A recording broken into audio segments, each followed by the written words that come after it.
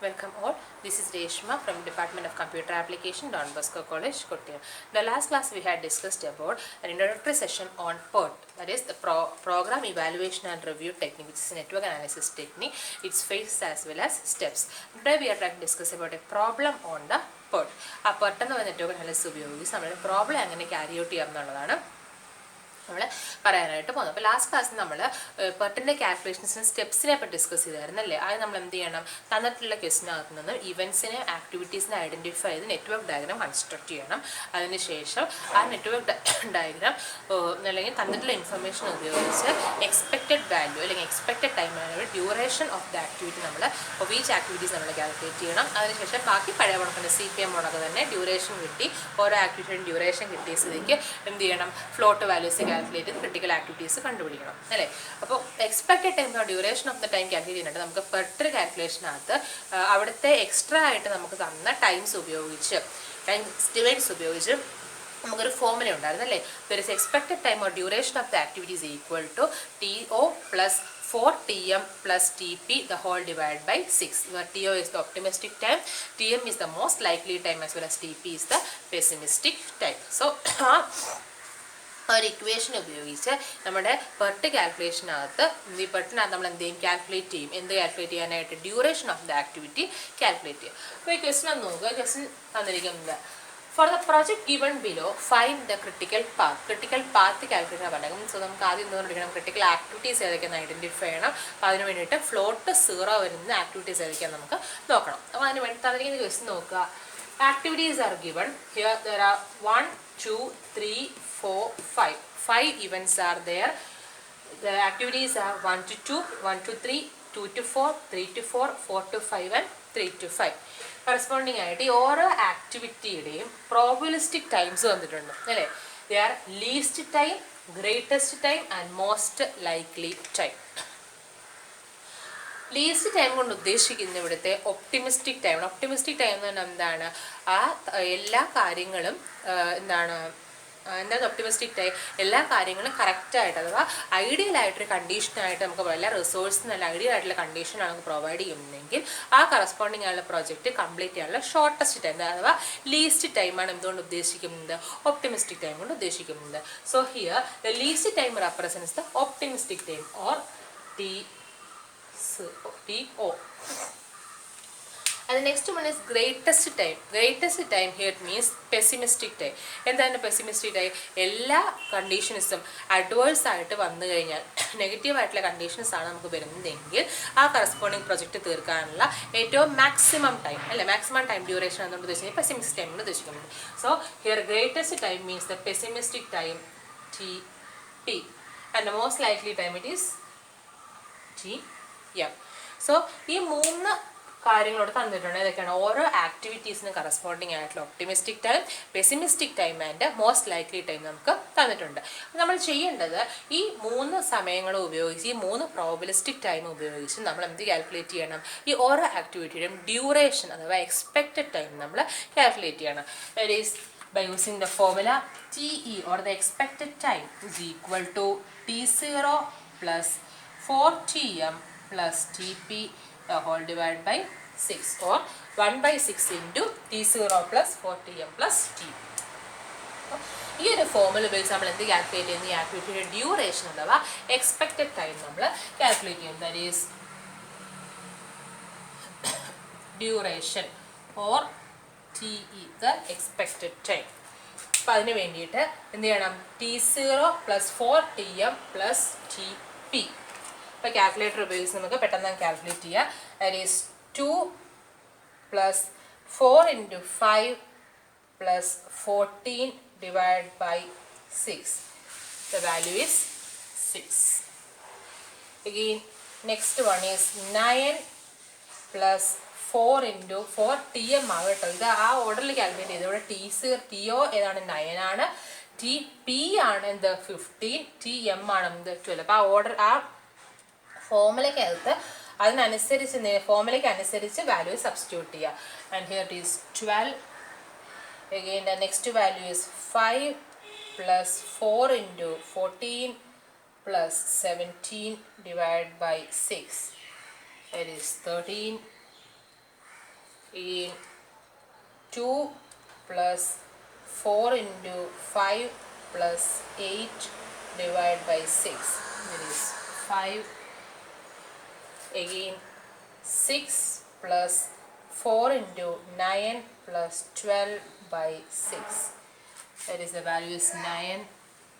Again 8 plus 4 into 17 plus 20 divided by 6 is 16. So ഇപ്പോൾ നമുക്ക് എന്താണ് കിട്ടിയത്? ഓരോ ആക്ടിവിറ്റീസും നമ്മളുടെ കയ്യിലുണ്ട്. അതിന് കറസ്പോണ്ടിങ് ഓരോ ആക്ടിവിറ്റീസിന് വേണ്ടി എടുക്കുന്ന ടൈം ഡ്യൂറേഷൻ, അത് എക്സ്പെക്റ്റഡ് ടൈം നമ്മളുടെ കയ്യിൽ ഉണ്ട്. സോ സാധാരണ നമ്മൾ ഒരു പ്രോബ്ലം നമുക്ക് നോക്കട്ടെ, CPM-നകത്താണെങ്കിലും പെർട്ടിനകത്താണെങ്കിലും പ്രോബ്ലം നോക്കിയിട്ട് നമുക്ക് ശരിക്കും എന്ത് മാത്രം മതി? ഈ ആക്ടിവിറ്റീസും ഡ്യൂറേഷനും മാത്രം മതി അല്ലേ? അപ്പോൾ അതിന് മുമ്പ് ഞാൻ ജസ്റ്റ് ഡ്യൂറേഷൻ നേരത്തെ കാൽക്കുലേറ്റ് ചെയ്യുന്നതുകൊണ്ട് നമുക്ക് എന്ത് കണ്ടുപിടിക്കണം? അതായത് ഇവൻസിനെ ഞാൻ പറഞ്ഞു, ഞാൻ ക്രിട്ടിക്കൽ പാത്ത് മാത്രം പറഞ്ഞു നിർത്തിയതുകൊണ്ടാണ് ഞാൻ പിന്നെ നെറ്റ്വർക്ക് ഡയഗ്രത്തിലേക്ക് പോകാം. നെറ്റ്വർക്ക് ഡയഗ്രം എന്തായാലും വരയ്ക്കണം. അപ്പോൾ ഇതിനകത്ത് ആക്ടിവിറ്റീസ് അതുള്ള ഇവൻസിനെ ഐഡന്റിഫൈ ചെയ്തു 1, 2, 3, 4 and 5.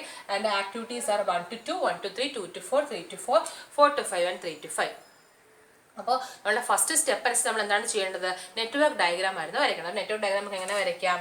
Network diagram initial event is 1 and there is 1 to 2 duration കിട്ടിയിട്ട് നമുക്ക് എന്ത് വരയ്ക്കാം? നെറ്റ്വർക്ക് ഡയഗ്രാം വരയ്ക്കാനുള്ളതാണ്. അപ്പോൾ നെറ്റ്വർക്ക് ഡയഗ്രാം ഇപ്പോൾ കംപ്ലീറ്റ് ആവുന്നില്ല. അതുകൊണ്ട് ഞാൻ ആദ്യം ഡ്യൂറേഷൻ കണ്ടുപിടിച്ചതിന് ശേഷം നെറ്റ്വർക്ക് ഡയഗ്രാം വരച്ചത്. Therefore 1 to 2, the 1 to 2 the duration is 6. Again from 1 to 3 there is an activity with the duration 12. Again 2 to 4 there is an activity with duration 13, and there is an activity from 3 to 4 also with duration 5. Again from 4 to 5 there is an activity with duration 9, and from 3 to 5 there is an activity with duration 16. So നമ്മളുടെ കയ്യിലുള്ള ആരോ ഇട്ട് തന്നെ വരയ്ക്കുക. 1 to 2, 1 to 3, 2 to 4, 3 to 4, 4 to 5 and 3 to 5. So that it will be easy to identify the successors as well as predecessors. So നമുക്ക് എന്ത് കിട്ടി? നമ്മളുടെ തന്നിട്ടുള്ള ക്വസ്റ്റിനകത്ത് നിന്ന് ആക്ടിവിറ്റീസും തന്നിട്ടുണ്ടായിരുന്നു. അപ്പോൾ അതിനകത്ത് നമുക്ക് ഇവൻസും ആക്ടിവിറ്റീസും നമ്മൾ ഐഡന്റിഫൈ ചെയ്യുന്നു. Least time, greatest time and most likely time ഉപയോഗിച്ച് നമ്മൾ എന്ത് കണ്ടുപിടിച്ചു? ഡ്യൂറേഷനും കണ്ടുപിടിച്ചു. അതിനുശേഷം ഈ ആക്ടിവിറ്റീസും ഡ്യൂറേഷനും യൂസ് ചെയ്ത് നമ്മൾ എന്ത് വരച്ചു? നെറ്റ്വർക്ക് ഡയഗ്രാം നമ്മൾ കൺസ്ട്രക്ട് ചെയ്യും. സോ നെറ്റ്വർക്ക് ഡയഗ്രാം നമ്മൾ കൺസ്ട്രക്ട് ചെയ്ത് നമുക്ക് എന്ത് വേണം? ക്രിട്ടിക്കൽ പാത്താണ് കാൽക്കുലേറ്റ് ചെയ്യേണ്ടത് അല്ലേ? ക്രിട്ടിക്കൽ പാത്ത് കാൽക്കുലേറ്റ് ചെയ്യാനായിട്ട് നമുക്ക് എന്ത് വേണം? ക്രിട്ടിക്കൽ ആക്ടിവിറ്റീസ് വേണം. ക്രിട്ടിക്കൽ ആക്ടിവിറ്റീസ് വേണമെങ്കിൽ എന്ത് വേണം? ടോട്ടൽ ഫ്ലോട്ട് വേണം. ടോട്ടൽ ഫ്ലോട്ട് 0 വരുന്ന ആക്ടിവിറ്റീസ് ആണ് ക്രിട്ടിക്കൽ ആക്ടിവിറ്റീസ് എന്ന് പറയുന്നത്. അപ്പോൾ ടോട്ടൽ ഫ്ലോട്ട് കാൽക്കുലേറ്റ് ചെയ്യാനായിട്ടുള്ള 2 മെത്തേഡ്സ് നമ്മൾ CPM-നകത്ത് പഠിച്ചിട്ടുണ്ട് അല്ലേ? ഒന്നെങ്കിൽ EST minus LFT minus LST, LFT minus EFT, or EFT minus EST. Finish time minus start times corresponding ആയിട്ട് സബ്ട്രാക്ട് ചെയ്യുമ്പോൾ നമുക്ക് എന്ത് കിട്ടും? ഫ്ലോട്ട് കിട്ടും. അത് ആക്ടിവിറ്റി ടൈംസിൻ്റെ ബേസിൽ അല്ലെങ്കിൽ നമുക്ക് എന്ത് ഉപയോഗിച്ച് ഈവൻ ടൈംസിൻ്റെ ബേസിലും ഫ്ലോട്ട് കാൽക്കുലേറ്റ് ചെയ്യാൻ 2 ഇക്വേഷൻസ് നമ്മൾ CPM-നകത്ത് നമ്മൾ പഠിച്ചിട്ടുണ്ട് അല്ലേ? അപ്പോൾ നിങ്ങൾ ചെയ്യേണ്ടതാണ്. ഇപ്പോൾ ഇത്രയും കാര്യങ്ങൾ ഞാൻ എന്തായിട്ട് തന്നിട്ട് ഞാൻ പുതിയതായിട്ട് ഇത്രയും കാലം പുതുതായിട്ട് ഇൻട്രൊഡ്യൂസ് ചെയ്യുന്നുള്ള പ്രോബ്ലത്തിന്, അത് ബാക്കിയെല്ലാം പഴയ കണക്ക് തന്നെയാണ്. സോ നമ്മൾ എന്ത് ചെയ്യുക? CPM-നകത്ത് നമുക്ക് എന്തൊക്കെ തരുമായിരുന്നു? ആക്ടിവിറ്റീസും ഡ്യൂറേഷനും തരുമായിരുന്നു അല്ലേ? അപ്പോൾ ഇനി ഈ ക്വസ്റ്റ്യൻ ബാക്കി കണ്ടിന്യൂ ചെയ്യാനായിട്ട് എന്ത് മാത്രം മതി? ആക്ടിവിറ്റീസും ഡ്യൂറേഷനും മാത്രം മതി. സോ പുതിയൊരു ടേബിൾ നിങ്ങൾ എന്ത് ചെയ്യുക? എടുത്ത് വരയ്ക്കുക. Consisting of this activities as well as duration. ആക്ടിവിറ്റിയും ഡ്യൂറേഷനും മാത്രം ഇൻക്ലൂഡ് ചെയ്തിട്ടുള്ള പുതിയൊരു ടേബിൾ നിങ്ങൾ കൺസ്ട്രക്റ്റ് ചെയ്യുക. എന്നിട്ട് നിങ്ങൾ ചെയ്യേണ്ടത്, ഇനി നമുക്ക് എന്ത് വേണം? ഫ്ലോട്ട് കാൽക്കുലേറ്റ് ചെയ്യണം അല്ലേ? ഫ്ലോട്ട് കാൽക്കുലേറ്റ് ചെയ്യാനായിട്ട് ഒന്നുകിൽ നമുക്ക് ഈ ആക്ടിവിറ്റി ടൈംസ് ഉപയോഗിച്ചാണ് ഫ്ലോട്ട് കാൽക്കുലേറ്റ് ചെയ്യുന്നതെങ്കിൽ ഓരോ event times E1, E2, E3, E4 and E5 L1, L2, L3, L4 and L5 calculate ചെയ്യുക. അത് ഉപയോഗിച്ച് EST, EFT, LST, LFT എന്ന് കാൽക്കുലേറ്റ് ചെയ്യുക. അത് ഉപയോഗിച്ച് നമുക്ക് എന്ത് കണ്ടുപിടിക്കാം? ഫ്ലോട്ട് നമുക്ക് കാൽക്കുലേറ്റ് ചെയ്യുക.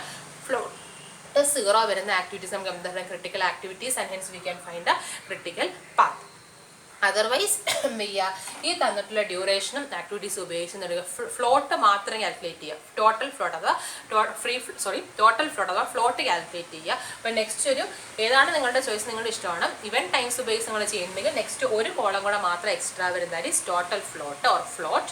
അപ്പോൾ ആ കോളത്തിനകത്ത് നമ്മളുടെ ഇവൻ ടൈംസ് അനുസരിച്ചുള്ള എന്തിൻ്റെ ഇക്വേഷൻ, ഫ്ലോട്ടിൻ്റെ ഇക്വേഷൻ എഴുതി ആ ഇക്വേഷൻ അനുസരിച്ച് നമുക്ക് എന്ത് ചെയ്യാം, ഇവിടുത്തെ critical path നമുക്ക് കാൽക്കുലേറ്റ് ചെയ്യുക. ആഫ്റ്റർ കാൽക്കുലേറ്റിംഗ് ദ ഏർലിയസ്റ്റ് ഇവൻ times as well as latest ഇവൻ ടൈം, അത് രണ്ടും കാൽക്കുലേറ്റ് ചെയ്തതിന് ശേഷം ഫ്ലോട്ട് നമുക്ക് അത് ഉപയോഗിച്ച് കണ്ടുപിടിക്കുക. അതായത് CPMൻ്റെ സെക്കൻഡ് ടൈപ്പ് പ്രോബ്ലംസിനകത്ത് നമ്മൾ ഉപയോഗിച്ച മെത്തേഡ്, ഫ്ലോട്ട് കണ്ടുപിടിക്കാൻ ഉപയോഗിച്ച മെത്തേഡ്.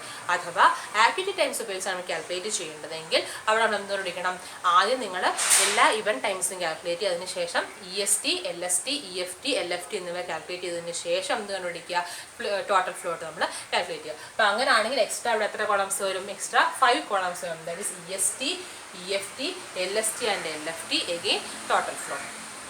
അപ്പോൾ ഈ ഏതെങ്കിലും ഒരു മെത്തേഡ് അനുസരിച്ച് ഇത് by using activity times or by using event times നിങ്ങൾ എന്ത് കാൽക്കുലേറ്റ് ചെയ്യുക, ടോട്ടൽ ഫ്ലോട്ട്, ഈ ക്വസ്റ്റ്യൻ്റെ ടോട്ടൽ ഫ്ലോട്ട് കാൽക്കുലേറ്റ് ചെയ്യുക. ആ ഓരോ ആക്ടിവിറ്റിയുടെയും ടോട്ടൽ ഫ്ലോട്ട് കാൽക്കുലേറ്റ് ചെയ്തതിന് ശേഷം ആ ടോട്ടൽ ഫ്ലോട്ട് 0 വരുന്ന ആക്ടിവിറ്റീസിനെ ചൂസ് ചെയ്ത് ആ ആക്ടിവിറ്റീസിനെ ക്രിട്ടിക്കൽ ആക്ടിവിറ്റീസ് ആയിട്ട് സെലക്ട് ചെയ്തതിന് ശേഷം നിങ്ങൾ എന്ത് കണ്ടുപിടിക്കുക, ക്രിട്ടിക്കൽ പാത്ത് ഇവാലുവേറ്റ് ചെയ്യുക. അപ്പോൾ ഞാൻ ജസ്റ്റ് ആൻസർ ഞാനൊന്ന് പറയാം. നമ്മുടെ തന്നിരിക്കുന്നതനുസരിച്ച് ക്രിട്ടിക്കൽ പാത്തായിട്ട് പറഞ്ഞിരിക്കുന്നത് ഇറ്റ് ഈസ്